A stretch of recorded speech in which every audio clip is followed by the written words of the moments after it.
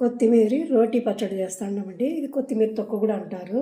దీనికి కావాల్సిన వస్తువులు కొత్తిమీర 2 కట్టలు తీసుకుంటే బాగా కడిగి ఆరబెట్టుకొని తడి లేకుండా కొత్తిమీర ఈ విధంగా, చింతపండు, మెంతులు, ఆవాలు, బెల్లం, ఇవి కావాల్సిన వస్తువులు. ఎండుమిరపకాయలు, బాగా ఎండుమిరపకాయలు మనం వేయించుకోవాలి బాగా.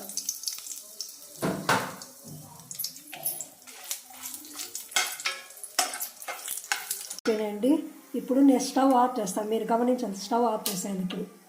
ఇప్పుడు కొద్దిగా మెంతులు, ఆవాలు,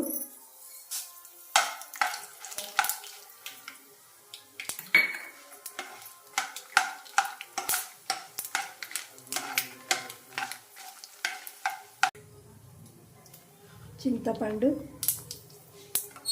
కొద్దిగా ఎక్కువ పడుతుందండి. చింతపండు,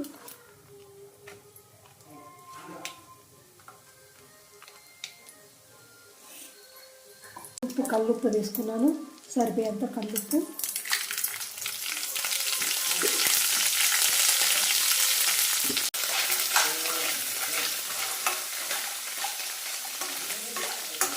బెల్లం,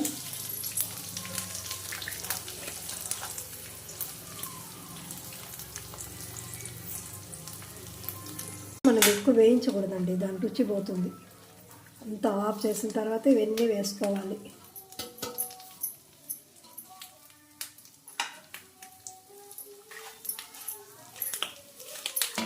నెల రోజులైనా ఉంటుందండి తడి తగలకుంటే. తడి తగిలితే చెడిపోతుంది.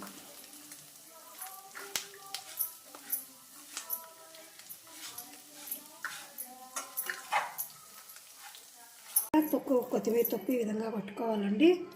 మనం ప్లాస్టిక్ డబ్బాలో కానీ జాడీలో కానీ వేసి పెట్టుకుంటే 1 నెల అయినా ఉంటుంది. మీకు ఈ వీడియో నచ్చినట్లయితే లైక్ చేయండి, షేర్ చేయండి, ప్లీజ్ సబ్స్క్రైబ్.